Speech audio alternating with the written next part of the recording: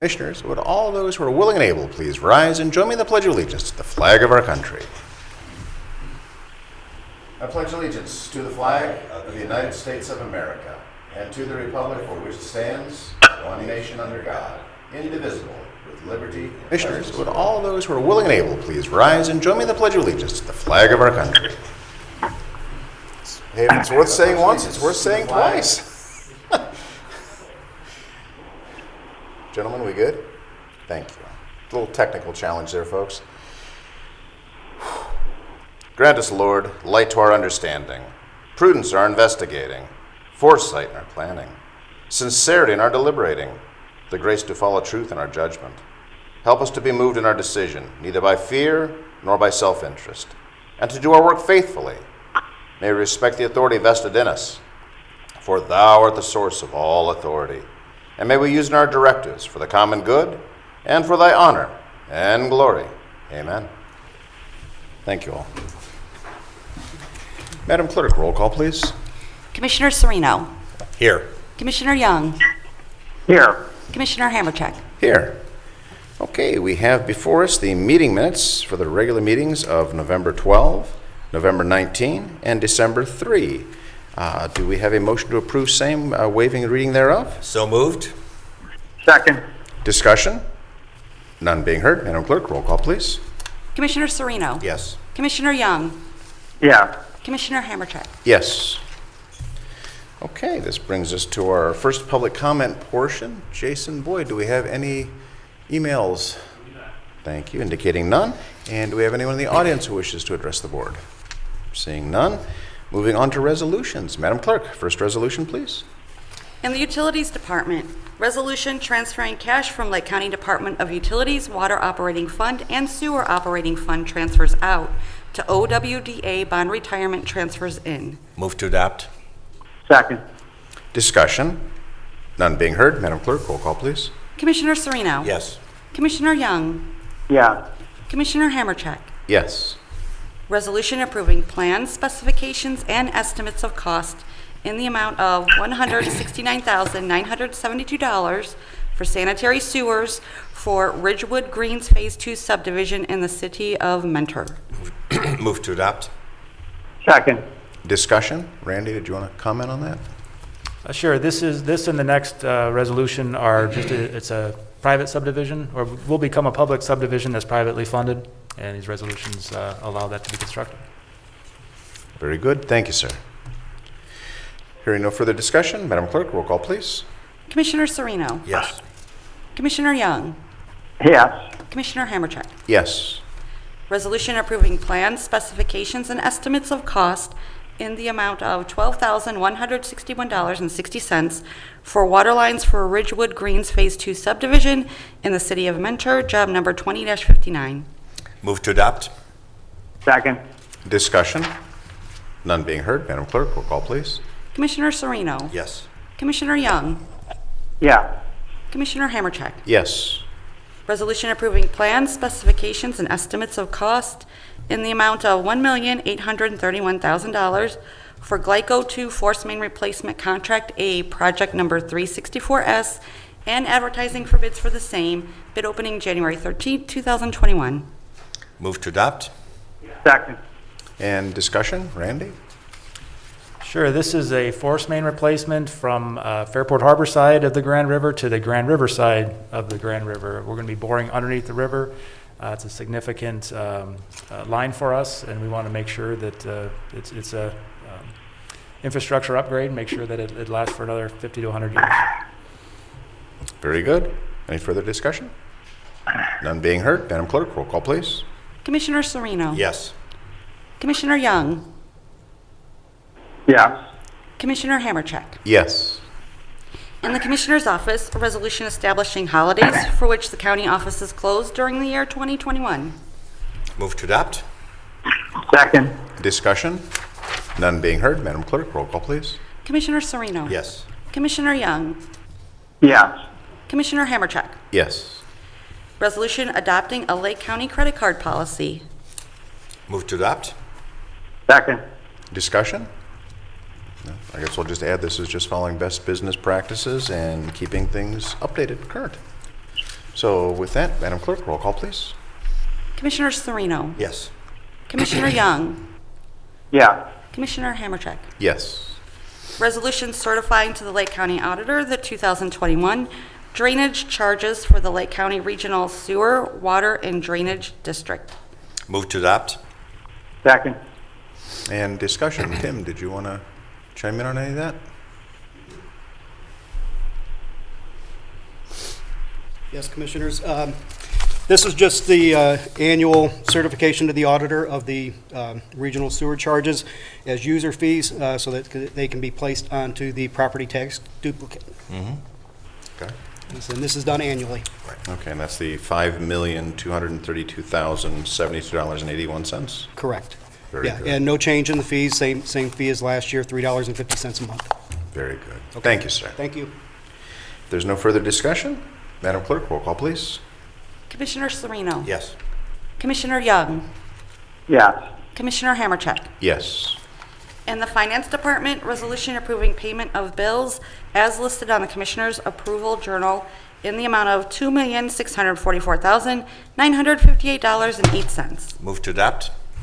Second. Discussion? None being heard, Madam Clerk, roll call, please. Commissioner Sereno. Yes. Commissioner Young. Yes. Commissioner Hammercheck. Yes. Resolution approving purchase orders as listed on the Commissioner's Purchase Order Approval Journal in the amount of $830,471.33. Move to adopt. Second. Discussion? None being heard, Madam Clerk, roll call, please. Commissioner Sereno. Yes. Commissioner Young. Yes. Commissioner Hammercheck. Yes. Resolution increasing appropriations for various non-general fund accounts. Move to Move adopt. to adopt. I'll second it. Discussion? None being heard, Madam Clerk, roll call, please. Commissioner Sereno. Yes. Commissioner Young. Yes. Commissioner Hammercheck. Yes. Resolution transferring appropriations within various general and non-general fund accounts. Move to adopt. Second. Discussion? None being heard, Madam Clerk, roll call, please. Commissioner Sereno. Yes. Commissioner Young. Yes. Commissioner Hammercheck. Yes. Okay, moving on to our departmental reports portion of our meeting. Utilities, Randy? Thank you, Commissioner. As we wrap up 2020, I'd like to give a quick summary of our capital improvement projects that we did this year. We initiated 20 projects throughout our 3 divisions, totaling about $12.5 million. We had 11 projects in our water division, which included replacements of water mains. We painted a water tank, replaced a booster station, upgraded our emergency power generator at our raw water station in Willoughby. In our sanitary sewer division, we had 5 capital improvement projects totaling about $4.5 million, where we fixed several leaking pipes, gravity sewer pipes, replaced a force main, and also did some plant improvements, replaced our digester cover at our GLK wastewater treatment plant. We also did 4 capital improvement projects at our solid waste site, relocated a haul road and some electrical power lines, and also replaced the leachate collection system in anticipation of our expansion that we're currently working on. And part of those generator improvements had to do with removing the buried fuel tanks. They're no longer a concern. Correct, yeah. All the fuel will be housed within the generator itself, yep, underneath it. Very good. Further discussion? None. Thank you, Randy. Let's see. County Administrator Jason Boyd, do you have anything for us today? No. Indicating none. And let's see, Madam Clerk. Yes, I'll just mention that our next Commissioners' meeting is going to be next Thursday, December 17th at 10 a.m. Very good. Legal. No reports, Commissioner. Thank you, sir. Old business. Do we have any old business to come before this board? I'll give a quick update. We probably all saw recently reported a positivity rate spike because of the unverified antigen tests regarding COVID-19. That was coincidental to being within the 7 to 14 days of the after Thanksgiving. There was nothing nefarious there. I've seen some rather interesting and sometimes scathing emails on the subject. I assure you that Our Lake County General Health District is not doing anything hanky-panky, and I would say I was also had the pleasure of working with our governor's office, who worked with the Board of Commissioners to put together a meeting with the Ohio Department of Health and our Lake County Health District to discuss the methodology and sources for where the data is coming from and how it is being tabulated. One of the main topics that I think the public needs to really appreciate is some of the data, there is a 2-week or greater lag before it actually makes it even back to our health district. So people that are calling the health department on a daily basis, wanting to know what the daily count is and being told they do not have it, it's not that they're withholding the information, it is simply that they do not have it. They are not the agency to which it is reported to. It is fed back to them. There are several agencies beyond the scope of this discussion that are involved in that process. Things are going well. People in Lake County are clearly taking the situation very seriously, and our hospitalizations are a good indicator that they are declining, and that's a good thing. But we need to be vigilant because we do not want to run the risk of overwhelming our healthcare providers and our first responders. So we do need to continue with that. I would also like to point out, and sometimes it's good to give a gold star to an employee. I have to say during that meeting, Jessica from the health district, wow, you want to talk about a numbers person? She drilled down on the methodology, the processing, the entire history of how data is captured and how it's relayed through the system and who the source agencies are. I dare say she was a rock star. That's not to take away from the rest of the team with the health district, but I have to say it was impressive watching her and her interactions with the state. Very professional, very on point, and she was asking questions and getting answers. So it was very encouraging that we're clearly in good hands. On a different note, the legislature does appear to be moving forward with some funding for jails. That's the good news. It's about $50 million. It's probably going to be broken up 25 million over the biennium. If we know any legislators to be, hint, hint, we're going to want to really drill down on that because the Department of Rehabilitation and Corrections is primarily going to be in control of that. It looks like those funds are going to be going to Southeast Ohio. They're going to be at the top of the list. There's a real push for multi-county facilities. And one of the problems they're experiencing in Southern Ohio is their residents do not support their local governments. There's a number of challenges, and those governments are challenged as far as being able to run the facilities that they have, let alone constructing and maintaining new. One of the things that the County Commissioners Association is working very diligently to put together is a structure by which long-term funding could be established. We're trying to follow the school facilities model where facilities are scored and communities have a metric which they can participate and judge. Hopefully we can do that. With that, although we are not engaging in major capital projects because of budget concerns with COVID-19, we still need to continue to look forward. Our Lake County Jail is in need of attention. It's been a topic of discussion for a number of years. We are moving forward with the continued analysis of electrical, mechanical, plumbing, looking to future options, looking for future funding sources. Some of the things that I would recommend that we lock down now is, we have our responsible contracting. That allows for a PLA, a project labor agreement. I think this is the exact type of project that is intended for. It will lock down a qualified labor force and guarantee that we have people on the job so that things can be addressed in a timely and effective manner. I would also highly recommend that we take a look at a delivery system that would follow what I would suggest at this time is the Integrated Project Delivery System, or IPD. That system ties up a lot of loose ends. We did a fine job, if I do say so, on the administration building. This takes it to the next level. There are a number of delivery systems out there. I think we should diligently look at as many of them as possible to find what is going to get us the highest quality, to get us a product on time that is going to be a facility that we can be proud of. The other issue that I would like to throw in there is when we did our design work on this building, we came close but didn't actually do it. I would also recommend that we move forward with a building information modeling, our BIM system.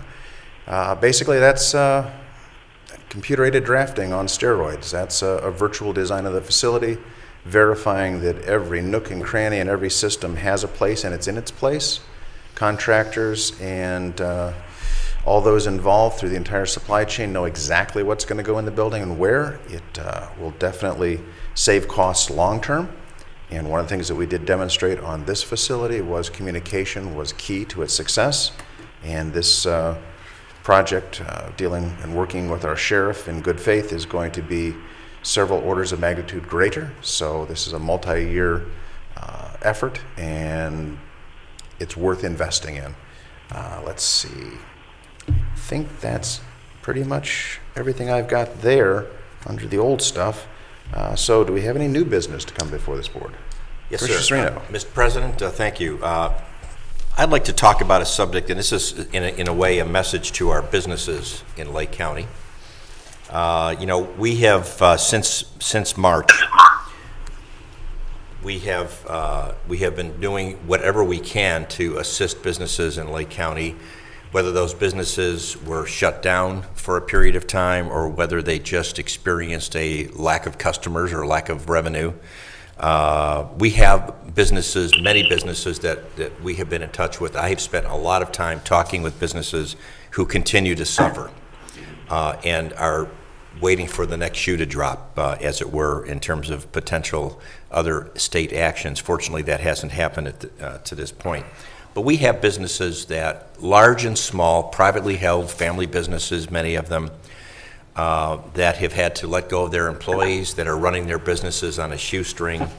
We have, as commissioners, as I think everyone knows, we have done our best to support all of the businesses.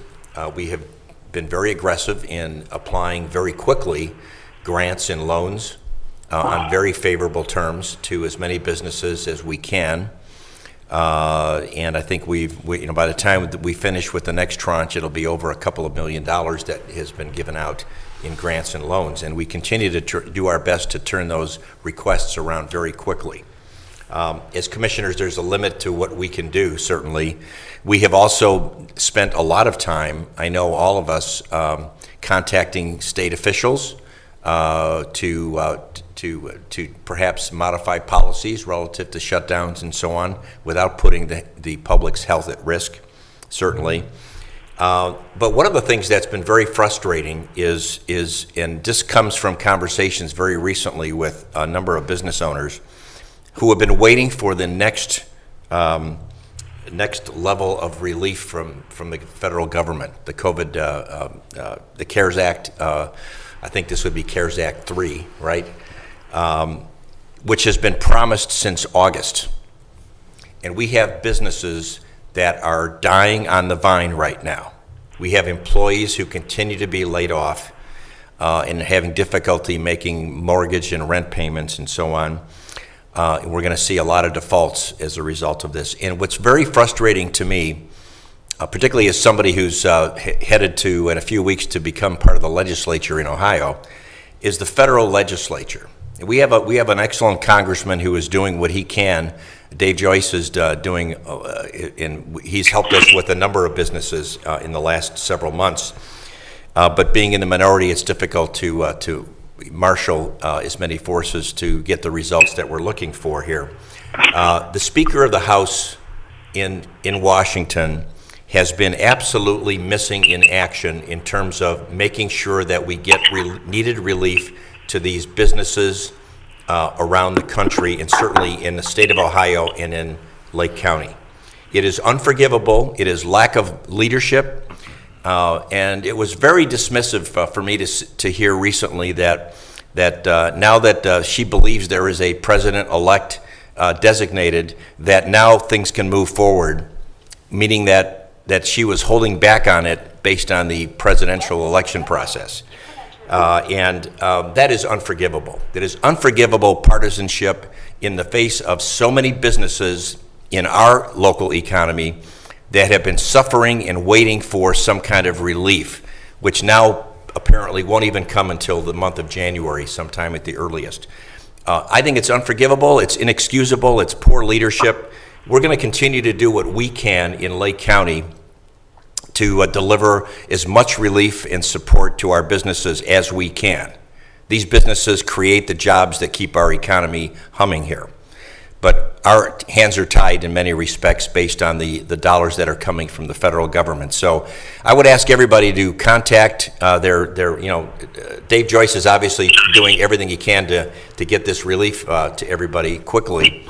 But I hope people around the country understand that they need to let their congresspeople know that we need some action here on a nonpartisan basis to get needed relief to those who require our support and our help, those people who create jobs. Thank you, Mr. President. Thank you, sir. And Commissioner Young, do you have anything to add, sir? Well, I think you gentlemen pretty well covered it from Lake County to Washington. In reference to Commissioner Serino's comments, I fully agree. That's really our only course of action, to make calls, send letters. We've done everything we could with the resources at hand, and we'll continue to do that. But we can't let partisanship get in the way when people's lives are at stake. So, fully supported. Thank you. Thank you, sir. Okay, moving on to our second public comment portion. Jason Boyd, do we have anything? We do not, indicating none. Okay, and we do not have anyone in the audience to request anything. So this brings us to the conclusion of our meeting. We do have a request for executive session regarding real estate potential acquisition. There'll be no business conducted afterwards. Do we have a motion to adjourn as indicated? So moved. Second. Discussion? None being heard. Madam Clerk, roll call, please. Commissioner Serino? Yes. Commissioner Young? Yes. Commissioner Hammercheck? Yes. Thank you for joining us today. This meeting stands adjourned.